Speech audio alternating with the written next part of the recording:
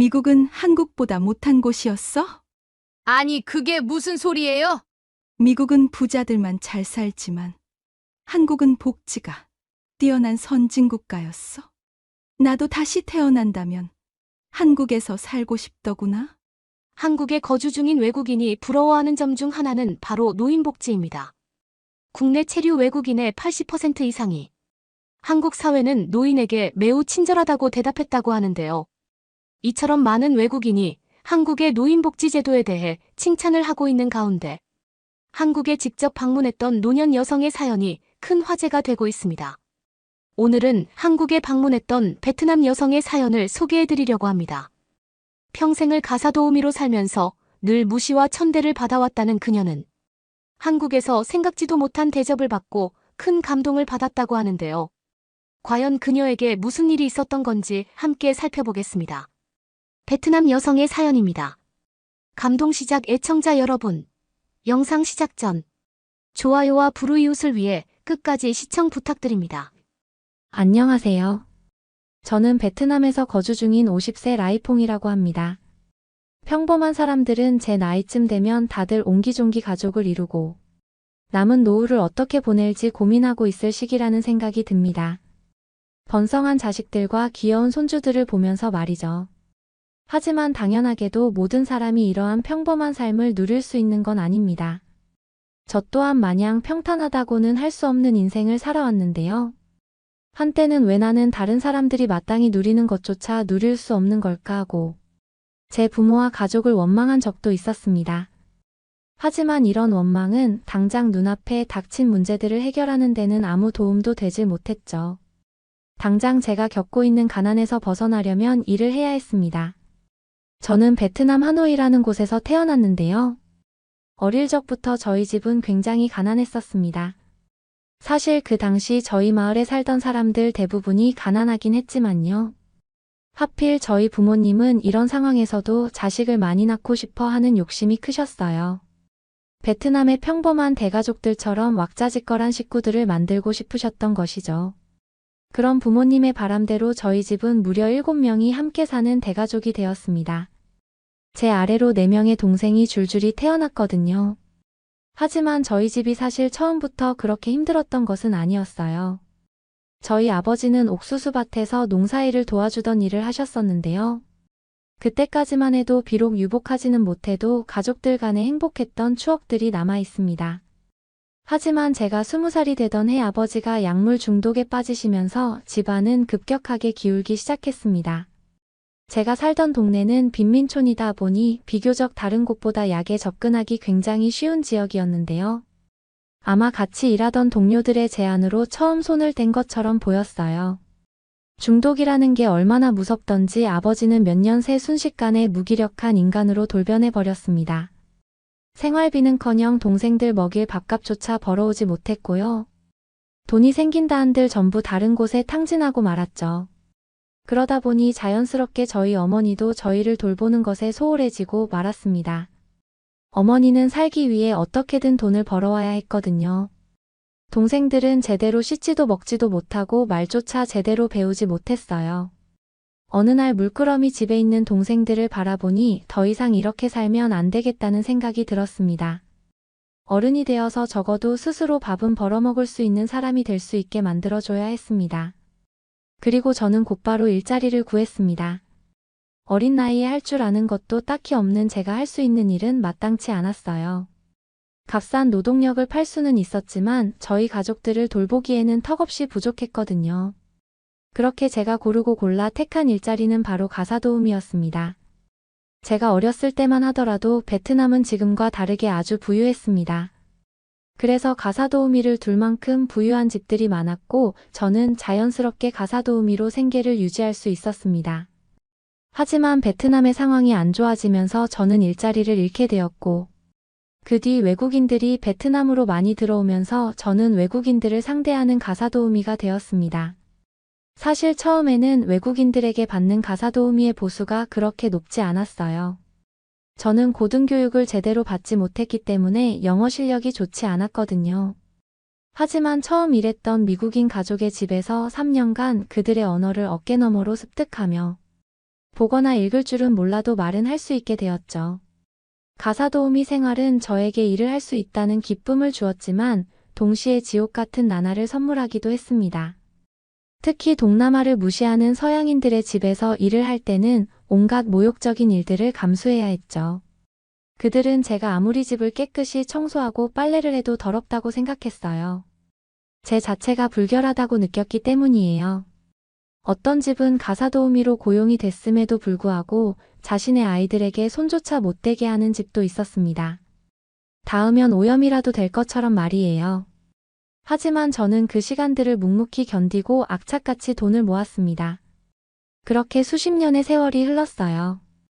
부모님도 돌아가시고 동생들도 이제는 스스로 독립을 하고 돈을 버는 어른이 됐죠. 저는 결혼할 시기가 훌쩍 넘은 나이였지만 여전히 혼자였습니다. 평생 가족들을 보살필 돈을 버느라 연애를 할 시간이 없었거든요. 하지만 그동안의 시간들이 후회되지는 않았습니다. 저에게는 가족이 1순위였으니까요. 그런데 동생들에게 하나 둘 자식들이 생기고 자기들만의 새로운 가정이 생기는 것을 보고 나니 그제서야 뭔가 기분이 이상해지더군요. 나는 내 가족을 위해 모든 걸 포기했는데 그들에겐 새로운 다른 가족이 생겨버렸으니까요서 글픈 마음이 드는 것은 어쩔 수 없었습니다. 그렇게 악착같이 하던 일들을 서서히 줄이고 마지막으로 가사도우미를 하기 위해 들어간 집이 바로 어떤 한국인들의 집이었습니다. 그들은 젊고 발랄한 부부였고 베트남에서 음식 사업을 하는 사람들이었어요. 사장님의 이름은 혁필이었고 사모님의 이름은 유미였습니다. 그리고 둘 사이에는 갓 태어난 딸이 한 명 있었는데요. 커다란 눈망울이 매력적인 아이의 이름은 소희였어요. 처음 그 집에 들어갔을 때 저는 그들 부부에게 곁을 내주지 않았습니다. 그동안의 경험을 바탕으로 저를 고용하는 외국인들의 심리를 아주 잘 알고 있었거든요. 그들에게 인간적으로 다가가려고 하면 돌아오는 것은 늘 하대였습니다. 오히려 적당한 선을 지키고 공적으로 대하는 것이 저를 지키는 일이었습니다. 하지만 혁필과 유미는 굉장히 신기한 부부였습니다. 이렇게 제가 날이 선 채로 행동을 해도 자꾸만 저에게 다가오는 것이었습니다. 어느 날은 저에게 한국의 잠옷을 선물해주고 싶다며 알록달록한 잠옷을 주었고 또 어느 날은 제게 한식을 맛보여주고 싶다며 직접 요리를 만들어 주었습니다. 유미가 만들어준 요리는 한국식 돼지고기 요리인 갈비찜이었는데요. 손질을 잘못해서 아주 퍽퍽하고 질긴 요리였습니다. 솔직히 말해서 그렇게 맛없는 요리는 처음 먹어봤어요. 그런데 이상하게 그 음식이 싫지 않더군요. 부부의 딸인 소희는 혼자 있는 것을 참 싫어하는 아이였는데요. 칭얼댈 때마다 부부는 내가 좋아하는 라이퐁 할머니에게 가봐 하며 저에게 소희를 안겨주었어요. 그러면 소희는 언제 그랬냐는 듯 울음을 뚝 그쳤습니다. 참 신기한 일이었어요. 다른 집에 가사도우미를 할 때는 아이는커녕 아이가 먹는 음식조차 손을 못 대게 하는 경우가 많았거든요. 그런데 이 한국인 부부는 너무 자연스럽게 저에게 아이를 맡겨주었습니다. 소희가 저를 너무 좋아한다면서요. 이들 부부집에 있으면서 저는 그동안 상처받았던 마음이 서서히 치유되는 듯한 느낌이 들었습니다. 저를 한 명의 인간으로 봐준 사람은 그들이 처음이었거든요. 저는 며칠간 유미가 만들어 주었던 한국식 갈비찜의 요리법을 공부하기 시작했어요. 한국에 한 번도 간 적이 없어서 무슨 맛인지는 모르지만 비율만 일정하면 비슷한 맛이 날 거라고 생각했죠. 그리고 유미에게 갈비찜을 만들어 주었습니다. 그날 유미는 한국의 엄마가 해주었던 갈비찜 맛과 똑같다며 저를 보고 활짝 웃었어요. 그리고 자기를 위해 요리법을 공부한 것에 대해 큰 감동을 느낀 것처럼 보였습니다. 그녀 앞에서 말은 못했지만 사실 저도 그날은 유미가 마치 제 딸 같다는 느낌이 들었습니다. 딸을 낳아본 적도 없는데 말이죠. 어느 날은 무척이나 많은 비가 왔던 날이었는데요. 늦은 시간이 되도록 혁필과 유미가 집에 돌아오질 않는 거예요. 저는 소희를 달래며 걱정되는 마음으로 그들 부부가 오기만을 기다렸습니다. 그리고 그들이 집에 도착을 했는데요. 저는 그날 부끄러운지도 모르고 펑펑 울고 말았답니다. 바로 혁필과 유미가 저를 위한 생일 케이크를 들고 왔거든요. 한국식 케이크를 어디서 구해야 하는지 몰라 돌아다니다가 늦었다고 하더라고요. 머리카락이 흠뻑 젖어놓고도 웃고 있는 부부의 모습을 보자 울컥 눈물이 쏟아져 나왔습니다. 그들과 보낸 5년 동안 저는 참 소중한 추억들을 가득 얻게 되었어요. 하지만 언제나 함께 있을 수는 없는 저희에게도 이별의 시간이 찾아왔습니다. 바로 그들 부부의 사업이 코로나로 어려워지면서 베트남에서 철수를 하고 한국으로 돌아가야 한다는 것이었죠. 저는 슬픈 마음을 감출 수가 없었습니다. 그동안 너무나 정이 많이 들었거든요. 그들 부부와 소희 또한 저와 헤어진다는 것이 믿기지 않는 눈치였어요. 하지만 저는 베트남에 남아야 했습니다. 이곳이 제가 태어난 곳이니까요. 유미는 떠나는 날 저의 손을 붙잡고 이야기했어요. 코로나가 끝나고 상황이 괜찮아지면 꼭 자신들이 사는 한국으로 놀러 오라고요. 그들 부부는 저에게 오랫동안 성실히 일해 주어서 고맙다며 퇴직금도 챙겨주었습니다. 아마 이후 제가 일자리를 구하지 못할까봐 염려가 되어서였겠죠. 그렇게 그 가족들과 이별을 하고 몇 년이 흘렀습니다. 얼마 전 오랜만에 유미에게 연락이 오더군요. 이제는 한국에 놀러 올 때가 온 것 같다면서 말이죠. 저는 유미가 저를 잊지 않고 상황이 나아지자마자 바로 연락이 온 것에 대해 큰 감동을 받았습니다. 그리고 한국에 가기로 약속을 했죠. 사실 그것은 저에게 큰 마음을 먹은 여행이었어요.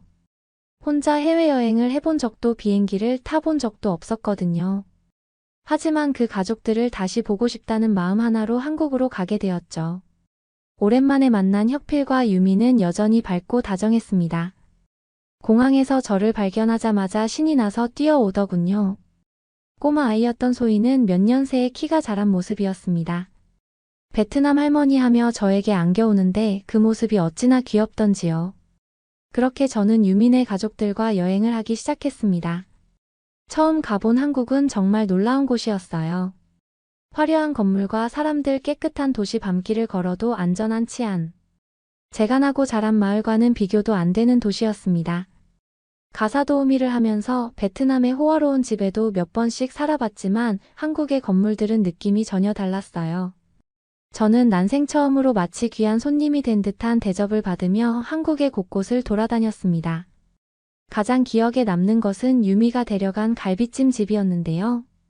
늘 제가 만들던 갈비찜만 먹다가 실제로 한국식 갈비찜을 먹을 수 있다는 생각에 무척 가슴이 두근거렸어요. 그리고 첫 입을 먹는 순간 머릿속에서 폭죽이 터지는 줄 알았습니다. 사실 저는 유미네 집에서 가사도우미를 하면서 한국의 향신료에 이미 익숙해진 상태였는데요. 그래서 그런지 그 갈비찜은 제가 먹었던 어떤 음식보다 가장 훌륭한 맛이었어요. 밥과 김치 그리고 잘 양념된 고기를 함께 얹혀서 먹으니 왜 유미가 매번 갈비찜 노래를 불렀는지 알 것 같았습니다. 또 한 가지 재미있던 점은 한국의 가전기기들이었는데요.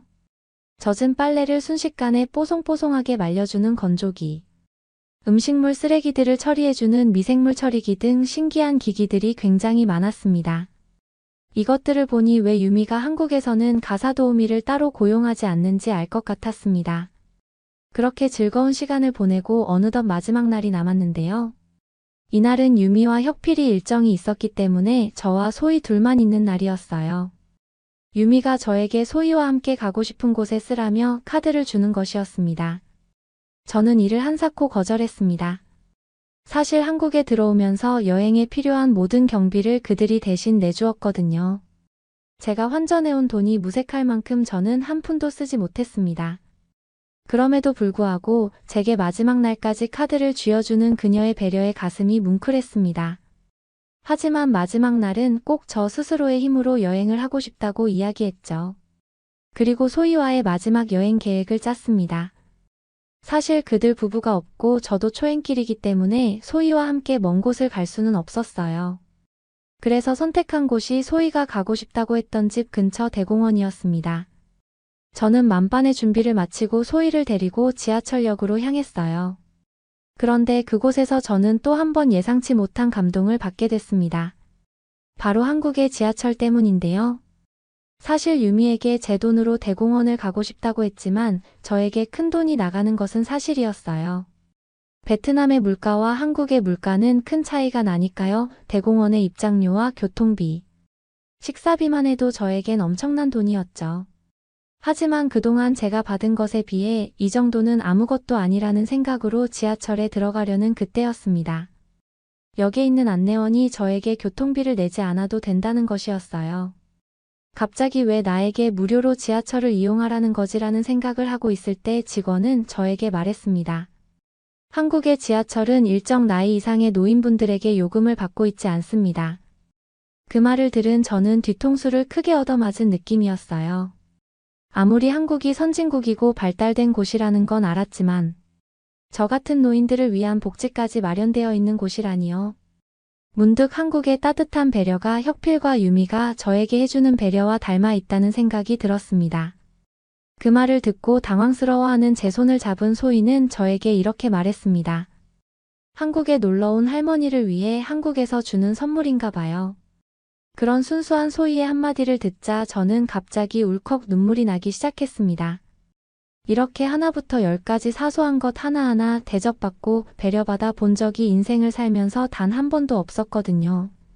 여태껏 살면서 가난 때문에 겪었던 일들이 머릿속을 스쳐가면서 눈물이 멈추질 않았습니다. 베트남에서도 이런 복지가 있었다면 어땠을까? 정말 힘든 사람들이 교통만큼은 돈 생각하지 않고 자유롭게 이용할 수 있었더라면 어땠을까? 이러한 생각들이 끊임없이 떠올랐습니다. 그날 저는 한국에서의 마지막 밤을 기념하며 혁필과 유미가 준비해 준 조촐한 파티를 즐겼습니다. 그리고 그들 부부에게 이야기했어요. 내가 한국에서 태어났더라면 지금보다는 더 행복한 삶을 보냈을 것 같다고 말이죠. 베트남에 다시 돌아온 지금 아직도 한국에서 보냈던 꿈만 같던 시간들을 잊지 못합니다. 저에게 행복한 기억을 선물해준 한국인 가족에게 늘 감사함을 느끼며 살아가고 있어요. 여러분은 이번 사연을 통해 어떤 것을 느끼셨나요? 한국을 여행했던 이 베트남 여성은 한국인의 다정함에 감동했을 뿐만 아니라 한국에서 경험한 훌륭한 복지를 보고 감사함과 부러움을 느끼기도 했습니다. 우리 한국은 노인들도 행복한 노후 생활을 즐길 수 있는 살기 좋은 나라인데요. 앞으로도 이러한 노력이 꾸준히 이어져 노인들의 삶의 질이 더더욱 높아졌으면 좋겠네요. 구독과 좋아요 부탁드리며 사연자분께 전해드릴 댓글도 남겨주시면 전달해드리겠습니다. 그러면 더욱 감동적인 다음 사연으로 넘어가겠습니다. 중국과 한국의 국경이 닿은 어느 곳. 텅 빈 이곳이 한국이라고요? 도저히 믿을 수가 없는데요. 이런 곳에 올 바엔 안 오는 게 나았는데요. 한 외국인 여성이 불만을 표하자 갑자기 군인들이 달려와서는 그녀에게 총을 겨누는데요. 오늘은 동아시아 전문가인 미국인 데이나 씨의 사연입니다. 안녕하세요. 저는 데이나라고 합니다. 저는 동아시아에 대해서 공부를 하고 있는 학자입니다. 비행기가 인천국제공항으로 내려갈 때의 창문에 얼굴을 대고 대한민국의 수도를 처음 바라보았어요. 서울이다. 저는 흥분을 주체할 수 없었습니다. 전쟁으로 폐허가 된 나라에서 경제강국으로 놀라운 변화를 이룬 한국의 이야기를 처음 들었을 때부터 한국 방문을 꿈꿔왔기 때문이죠. 드디어 꿈꾸던 이곳에 도착했습니다. 비행기에서 내리자마자 차가운 겨울 공기가 불어닥쳤어요. 저는 외투를 더 꽉 끌어안고 깔끔한 공항 터미널의 반짝이는 바닥을 가로질러 걸었습니다. 주변에는 한국어, 영어, 중국어로 된 형광 표지판이 환하게 번쩍이고 있었어요. 입국장은 여행 가방이 굴러가는 소리와 가족들의 상봉으로 떠들썩했죠. 입국 심사대를 가볍게 통과한 후 저는 도심으로 향하는 급행열차를 타기 위해 내려갔어요. 깨끗하고 효율적인 지하철 안에서 저는 제 방문을 궁금해하는 친절한 한국인 노인과 이야기를 나누었습니다. 한국에 오신 것을 환영해요. 한국에는 무슨 일로 오셨나요? 그가 서툰 영어로 물어봤습니다. 저는 한국과 중국의 관계를 탐구하는 작가입니다라고 설명했죠. 한국인들이 거대한 이웃 국가를 어떻게 바라보는지 알고 싶어요라고 답했습니다. 그러자 그는 이해했다는 듯 고개를 끄덕였습니다. 그렇군요. 서울은 아기 뉴욕처럼 가장 현대적인 도시랍니다. 그는 자랑스럽게 말했죠. 서울역에 내리자마자 저는 우뚝 솟은 고층 빌딩과 번쩍이는 네온 사인의 미로 속으로 빠져들었습니다. 우와 타임스퀘어나 피카딜리 서커스의 축소판 같은 느낌이 들었어요. 목을 위로 젖히니 화려한 고층 빌딩의 꼭대기가 간신히 보였습니다. 서울은 제가 상상했던 것처럼 미래적이고 빠르게 변화하고 있었어요. 여행 가방을 뒤로 끌고 쌀쌀한 거리를 행진하는 직장인들의 행렬을 따라갔습니다. 모두들 겨울 옷차림을 완벽하게 코디의 패션과 효율성을 모두 갖춘 듯 보였어요. 길모퉁이에서는 김이 모락모락 나는 포장마차에서 고소한 부침개와 매콤한 떡볶이 냄새가 풍겼죠. 긴 비행시간 동안 제대로 된 음식을 먹지 못했다는 생각이 들면서 저의 배가 꼬르륵거렸어요. 번화한 명동에 있는 호텔에 체크인한 후 짐을 내려놓고 바로 밖으로 나섰습니다. 칼바람이 정말 매서웠어요. 저는 장갑 낀 손을 코트 주머니에 집어넣고 쇼핑 거리를 가득 메운 북적이는 사람들 사이에 합류했어요. 반짝이는 백화점은 최신 한국 화장품과 패션을 자랑하고 있었어요. 길가에서는 상인들이 김이 모락모락 나는 수레에서 따끈한 만두와 군고구마를 팔고 있었죠. 동네 전체가 활기로 가득했습니다. 포장마차가 늘어선 좁은 골목을 지나가다 갑자기 거대한 궁전벽과 마주쳤습니다. 500년 된 왕궁이 현대식 고층 빌딩 사이에 숨어 있다니 믿을 수가 없었어요. 이곳이 바로 한국의 오랜 조선 왕조의 본거지인 유명한 경복궁이 분명했어요. 저는 도포를 입은 직원들이 지키고 있는 화려한 문 아래로 이어지는 넓은 돌길을 따라갔어요. 성문을 통과하는 순간 마치 시간을 거슬러 한국의 고대 과거로 돌아간 듯한 기분이 들었습니다. 장엄한 근정전으로 향하는 길에 날개를 펼친 듯 화려한 지붕과 춤추는 용과 봉황이 그려진 처마가 보였어요. 수백 년 전 이 길을 거닐던 왕의 후궁과 정치가들의 모습을 상상해 보았습니다. 이 벽들이 어떤 이야기를 들려줄 수 있을지 정말 설레었어요. 궁전의 거대한 나무 문 앞에는 수세대에 걸쳐 그랬던 것처럼 제복을 입은 경비들이 보초를 서고 있었어요. 저는 근위병들이 절을 하고 완벽하게 일사불란하게 자세를 바꾸는 의식적인 교대식을 지켜보았습니다. 그들의 품위 있는 의식은 질서, 충성, 효도라는 유교적 원칙을 고스란히 담고 있었어요. 드넓은 경복궁 안을 거닐며 고립된 왕국에서 전쟁으로 폐허가 된 식민지로, 그리고 마침내 오늘날의 경제대국이 되기까지 한국의 놀라운 국가적 여정을 되돌아보았습니다. 이 유서 깊은 과거의 흔적을 현대 도시의 한복판에서 여전히 찾아볼 수 있다니. 한국은 정말 놀라운 대조를 이루고 있었어요. 궁을 나와 구불구불한 자갈길을 따라 전통 한옥이 늘어선 좁은 골목길을 우연히 발견했습니다. 북촌 한옥마을이었어요. 이곳에서는 시간이 멈춘 것 같은 느낌을 받았습니다. 장을 보고 집으로 돌아가는 할머니들을 보며 한국의 소박한 과거로 돌아간 듯한 기분이 들었어요. 지혜로운 속담이 새겨진 나무문은 오랜 유교적 삶의 방식을 말해주고 있었습니다. 한 사람이 겨우 지나갈 수 있는 좁은 골목길을 따라 내려가다 높은 돌담 뒤에 자리 잡은 찻집을 발견했어요. 내부에서 도자기 찻잔이 부딪히는 부드러운 소리와 조용한 대화가 들렸죠. 문을 열고 들어가니 낮은 나무 탁자가 놓인 소박한 한옥 안에 노인들이 앉아 차를 마시며 바둑을 두는 모습이 보였습니다. 흰 수염을 기른 한 신사가 저를 부르며 앉으라고 손짓했어요. 이리 와서 차 한 잔 마셔요. 그가 김이 모락모락 나는 찻잔을 따라주며 말했어요. 저는 고개를 끄덕이며 뜨거운 도자기에 언손을 올리며 손을 따뜻하게 녹였습니다. 차는 약간 쌉쌀한 자스민 향이 났어요. 저희는 조용히 앉아 눈 덮인 마당을 바라보았습니다. 그의 숨결이 제 차에서 피어오르는 수증기와 섞이는 것이 보였어요. 이 고즈넉한 한옥에서는 시간이 완벽하게 멈춰 있는 것 같았죠. 한국은 너무 빨리 변해요. 노인은 거의 혼잣말로 중얼거렸어요. 하지만 한옥과 차 즉 옛 방식은 여전히 변하지 않았죠. 저는 그의 말에 감탄하며 고개를 끄덕였어요. 서울의 숨가쁜 속도 속에서도 고즈넉한 한옥에서 차 한 잔을 마시며 과거의 메아리를 찾을 수 있었어요. 저는 과거와 현재, 전통과 현대 사이의 문화적 줄다리기가 저희 한국 탐험을 정의하게 될 것임을 느낄 수 있었습니다. 해가 질 무렵 저는 하루 종일 탐험을 마치고 배가 고파 명동의 번화한 레스토랑 거리로 돌아갔어요. 밝은 조명의 간판과 네온 사인 거대한 광고판이 거리를 미래지향적인 빛으로 물들였어요. 불과 몇 시간 전에 방문했던 고즈넉한 한옥마을과는 전혀 다른 에너지가 느껴졌죠. 짬뽕이나 매운 해물국수를 파는 지하식당에 들어가서 공용 테이블에 앉았어요. 젊은 학생들이 수다를 떨며 틈틈이 휴대폰을 들여다보고 있었습니다. 서빙 직원분들은 김이 모락모락 나는 그릇과 지글지글 끓는 접시가 담긴 무거운 쟁반의 균형을 맞추며 이리저리 휘젓고 다녔어요. 모두들 시끄럽게 국수를 꿀꺽 삼키며 밤 외출을 위한 에너지를 충전하고 있었어요. 제 짬뽕은 꼬불꼬불한 면 위에 홍합, 새우 오징어 어묵을 높이 쌓아 올려져 뜨거운 국물이 보글보글 끓어오르는 상태로 도착했어요. 제 혀를 마비시킬 정도로 매콤하면서도 감칠맛이 났어요. 저는 매운맛을 잘 못 먹지만 이 음식은 정말 맛있었어요. 타는 입을 식히기 위해 물을 꿀꺽 삼키는 제 모습을 옆에서 지켜보던 다른 손님들이 재미있어 했습니다. 아, 한국 음식이 너무 매워요. 옆에 있던 여자애가 놀리더군요. 저는 얼굴을 붉혔습니다. 조금요 하지만 정말 맛있어요. 그녀는 선하게 웃었어요. 걱정 마세요.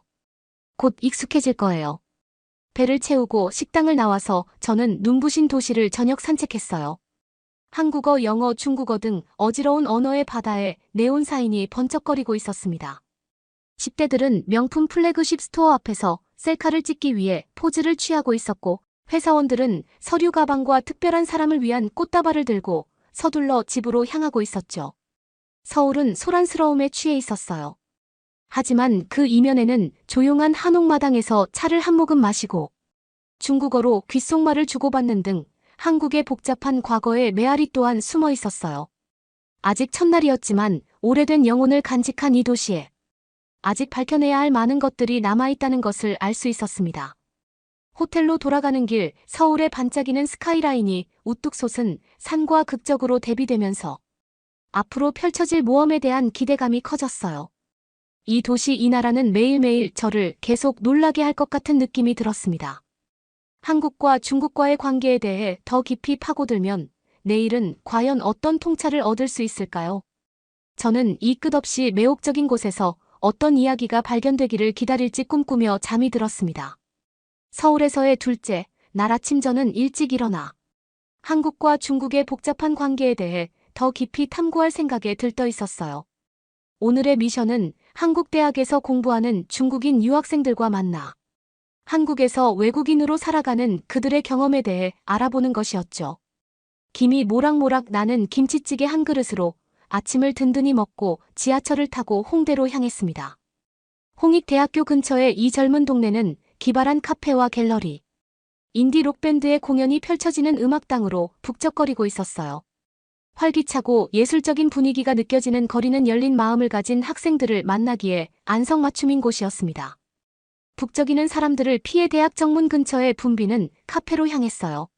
창가 쪽에 자리를 잡고 노트북을 꺼내 실내를 훑어보았습니다.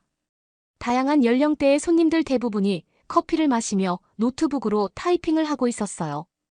또 구석에서 어쿠스틱 기타를 연주하는 대학생으로 보이는 손님들도 보였죠. 얼마 지나지 않아 한 쌍의 중국인 학생들이 중국어로 활기차게 대화를 나누며 들어와 옆 테이블에 앉았어요. 쇼타임. 저는 심호흡을 한 후 서툰 중국어로 제 소개를 하며 중국과 한국의 관계를 탐구하는 제 프로젝트에 대해 설명했죠. 레이와 란닝이라는 두 소녀는 저를 반갑게 맞아주었어요. 저희는 크림 버블티를 마시며 이야기를 나누었습니다. 홍콩에서 저널리즘을 전공한 레이는 서울 유학이 중국에 대한 새로운 관점을 얻는데 도움이 되길 바란다고 했어요. 한국의 공기는 훨씬 깨끗하고 사람들은 친절하지면서도 중국인들보다 훨씬 직설적이에요. 그녀는 진지하게 말했어요. 한편 상하이에서 경제학을 전공한 란닝은 언젠가 삼성과 같은 한국 대기업에서 일하고 싶다는 꿈을 이야기했죠. 이야기를 나누다 보니 두 소녀 모두 한국에서의 유학 생활에 대해 밝고 낙관적인 생각을 갖고 있는 것 같았어요. 그들의 경험이 정말 이렇게 장밋빛이었을까요? 저는 그들이 한국에서 겪은 어려움에 대해서도 더 자세히 물어보았어요. 두 사람은 서로 눈빛을 교환한 뒤 조심스럽게 대답했어요. 물론 새로운 나라로 이주하는 것은 항상 어렵죠. 그녀들은 몇몇의 한국 사람들이 중국 유학생들을 시끄럽고 지저분하며 무례하다는 고정관념을 가지고 있다고 말했어요. 저는 그들이 말하지 않는 것이 더 있다는 것을 느꼈어요. 저는 대화 주제를 학교에 대한 이야기로 바꾸었어요. 그러자 란닝은 곧바로 긴장하는 모습을 보였죠. 솔직히 말해서 중국인 학생을 싫어하는 교수님들도 있어요. 라고 그녀는 불만을 토로했어요. 한국인보다 더 가혹하게 점수를 매기고 질문을 무시하죠. 레이는 고개를 끄덕이며 그룹 프로젝트에서 느끼는 고립감과 일부 한국인들의 편견에 대해 이야기했어요. 그 말을 들으니 가슴이 먹먹해졌어요. 겉으로는 대부분이 환영하는 분위기였지만 숨겨진 차별이 여전히 숨어 있었죠. 하지만 두 소녀는 자신들을 포용해준 다른 한국인들로부터 큰 따뜻함을 느꼈다고 강조했어요. 란닝은 하지만 대부분의 사람들은 매우 친절하고 저를 친딸처럼 대해주었어요. 저는 해외에서 역경을 딛고 일어선 그들의 회복력에 감탄했습니다. 한국식 부침개를 먹으며 저희는 중국과 한국의 문화에 대해 이야기를 나누었어요. 가족 가치관부터 직장 내규범미에 대한 인식까지 사려 깊은 비교를 하며 이야기해주는 모습에 감탄했습니다. 부담감에도 불구하고 그들은 서로 얽힌 역사를 가진 이웃 국가 간의 문화, 홍보대사 역할을 할 수 있는 기회를 소중히 여기고 있었어요. 학생들과 작별 인사를 나누며 저는 저희의 놀라운 교류를 되돌아보았어요. 레이와 란닝은 유학을 통해 상호 이해를 추구하는 새로운 세대를 대표하고 있었어요. 하지만 오래된 편견은 쉽게 사라지지 않았습니다. 최근에 민족주의적 긴장이 두 국가 사이의 균열을 더 크게 만들 위험이 있었어요. 이런 고민을 하던 중 저는 연세대학교를 찾아 잔디밭에서 이야기를 나누고 있는 중국인 학생들에게 다가갔어요. 홍콩 출신인 위렌이라는 학생은 자신의 친구들과 함께 점심을 먹자며 저를 초대했어요. 곧 저는 중국 전역에서 온 위렌이의 다양한 친구들과 함께 분비는 교내 식당에서 짜장면을 먹으며 이야기를 나누었습니다. 그들은 짜장면을 먹는 사이사이에 학생 동아리와 한국 인턴십에서의 불공정한 대우에 대한 불만을 토로했어요.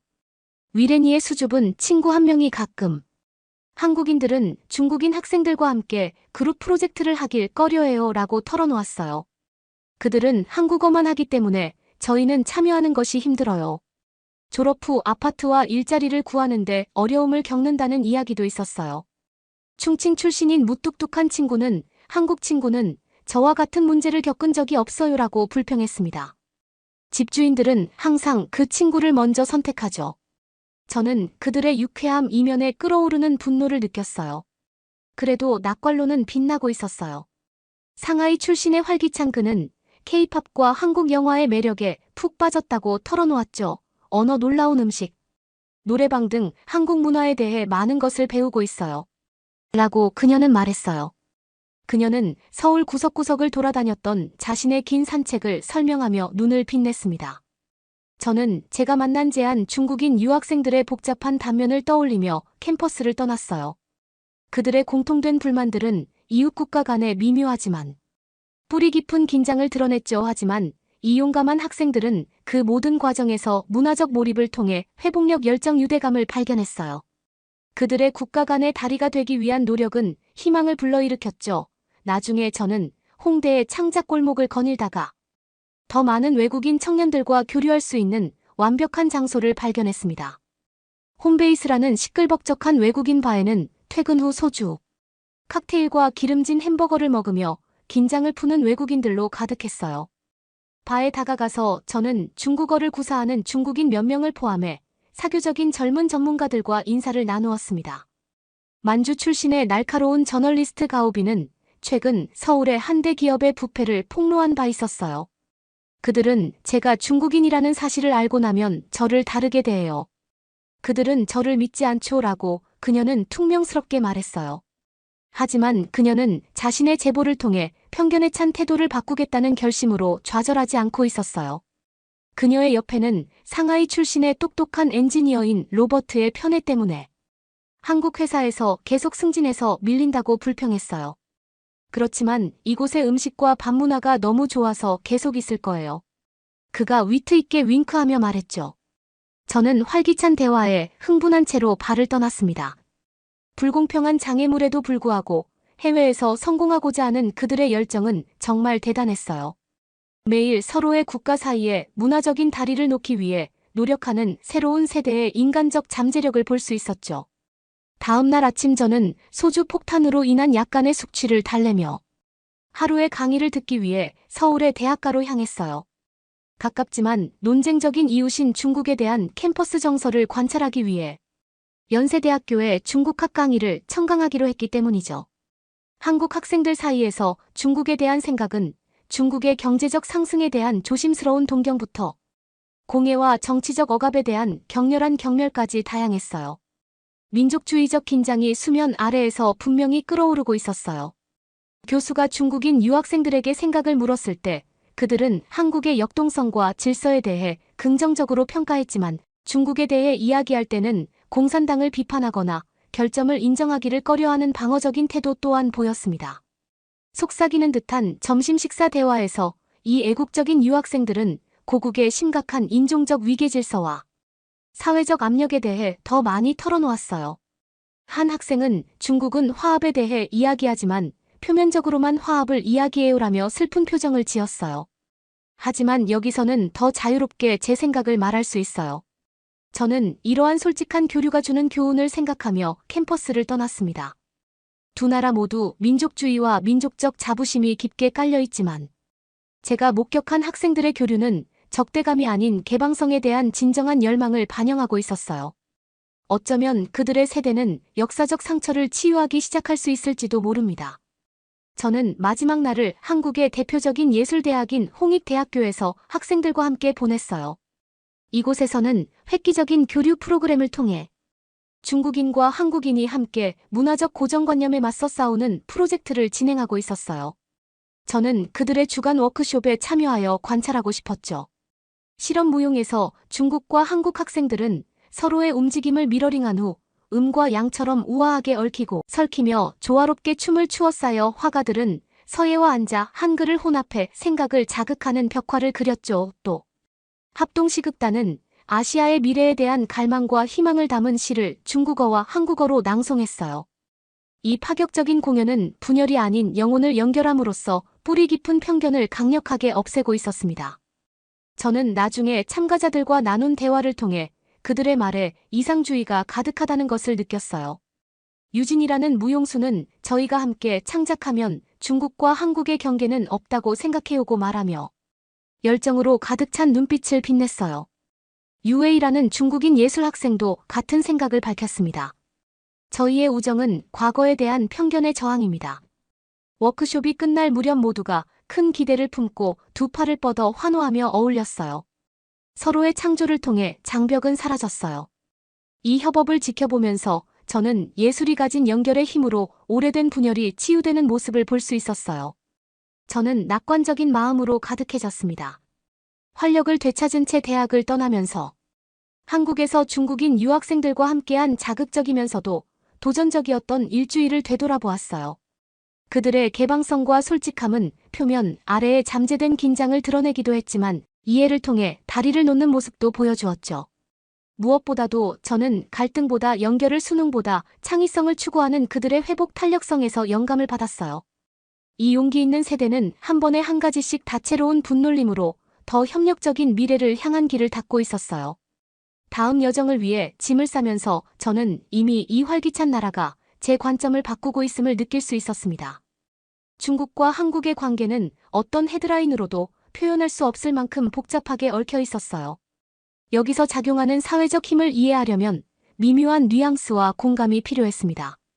물론 난관이 기다리고 있었지만 이 미묘한 관계 사이에는 약속의 씨앗이 심어져 있었어요. 저는 두 나라가 얽혀있는 국경을 향해 동쪽으로 향하면서 그들의 개방정신을 등불처럼 품었습니다.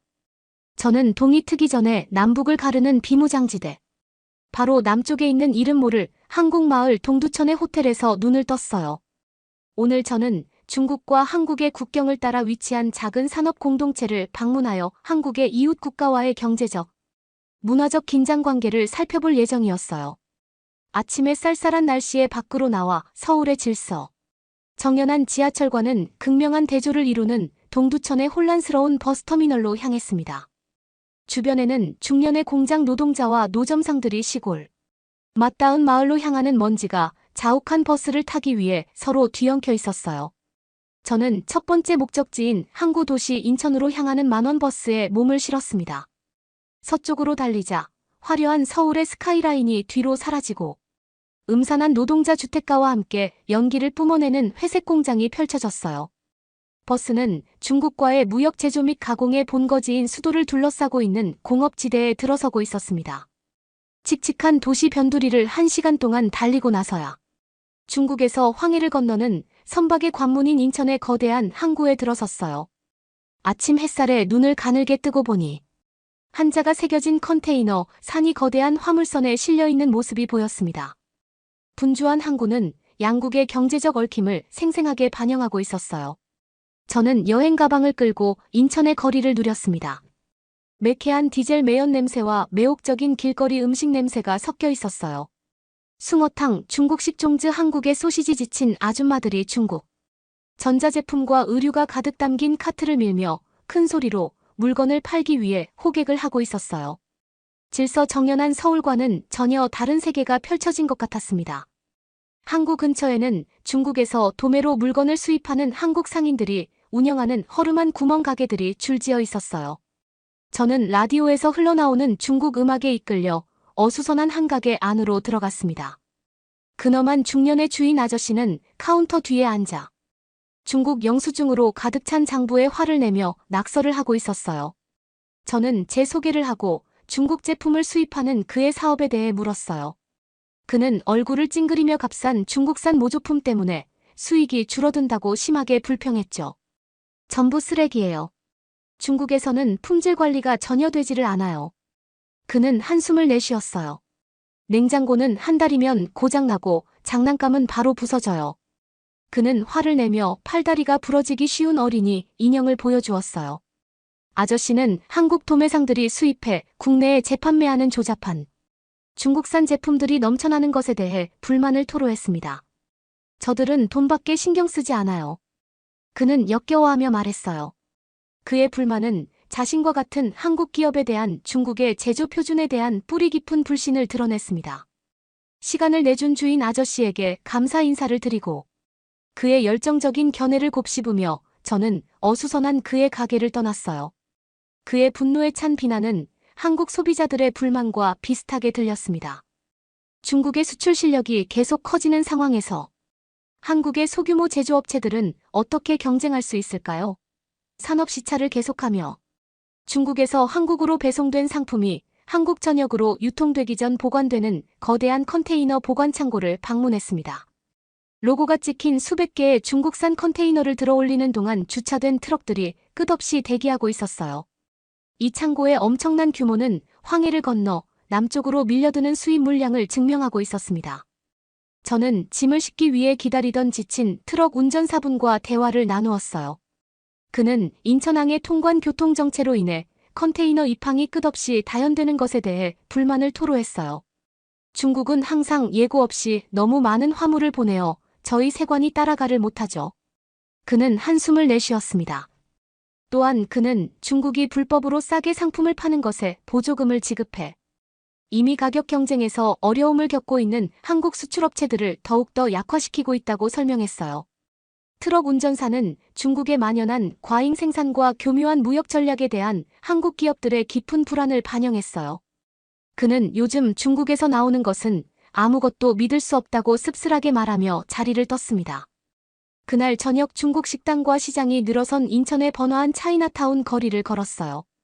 한국인들이 야외 포장마차에서 국수를 먹거나 고소한 만두와 약초를 쇼핑하는 동안 등불이 어스름한 바람에 흔들리고 있었습니다.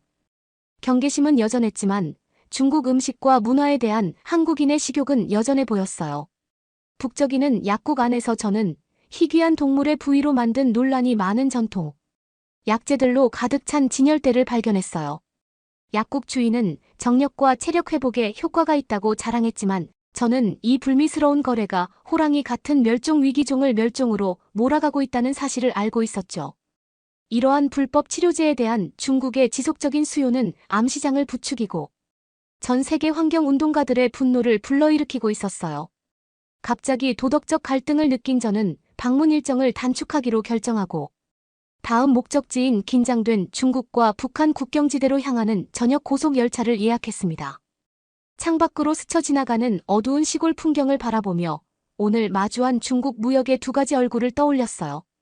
한국 소비자들은 중국의 빠른 성장을 높이 평가하면서도 불공정 경쟁과 품질 저하, 불투명한 관행에 대한 깊은 불안감을 느끼고 있었습니다. 이 두 경제 강국의 불신과 협력을 어떻게 조화시킬 수 있을까요?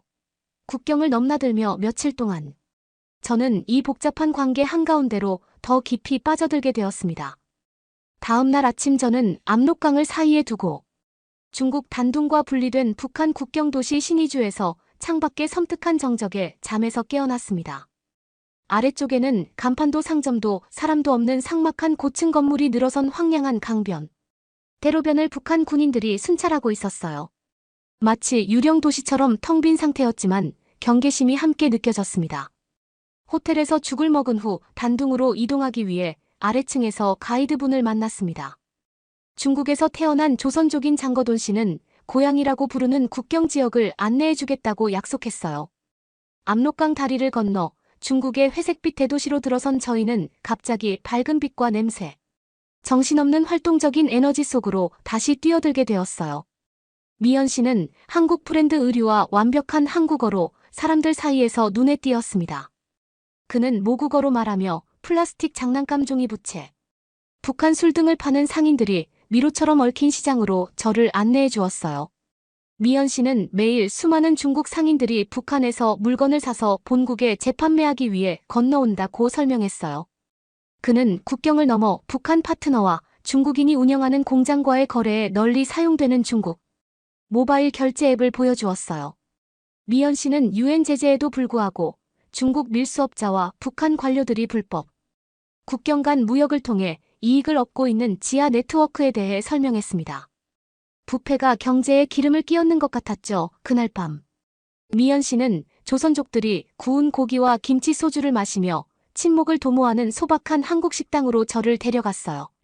조선족은 이 국경 지역에서 여러 세대에 걸쳐 경쟁하는 고향 사이에 끼어 살고 있었습니다. 한 식당 주인은 부패한 국경 경비대와 손잡은 북한 마약 밀매업자들이 중국 관리들에게 소주 몇 잔의 뇌물을 바치고 있다며 개인적으로 불만을 토로했습니다. 중국 보안군이 단속을 시도한다는 소문이 수면 아래에서 부풀어 올랐죠. 이후 활기찬 노천시장에는 북한산 과자, 인삼 해산물 등 수입품이 넘쳐나면서 정부의 단속에도 불구하고 국경에 구멍이 뚫려 있음을 보여주고 있었어요. 미연 씨는 감시 카메라가 곳곳에 설치되어 있지만 소규모 밀수가 계속되고 있다 고 이야기했습니다. 한 한약방을 지나가다 논란이 되고 있는 멸종위기종 곰슬개집이 동물 부위 사이에 진열되어 있는 것을 발견했어요. 미연 씨는 고개를 절레절레 흔들었습니다. 중국인들은 강장제처럼 여겨지는 이런 불법 치료제에 엄청난 돈을 지불해요. 그는 한숨을 내쉬었어요. 하지만 한국인들은 오래전에 이 잔인한 관행을 포기했어요. 문화적 사고방식이 이웃 국가의 보존 윤리에 어떤 영향을 미치는지 생각해 보았습니다.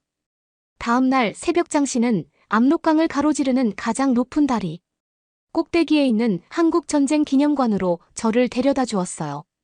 저는 전사한 중국군 병사들의 이름이 깔끔하게 새겨진 기념비의 대리석 벽을 따라 침울하게 걸었습니다.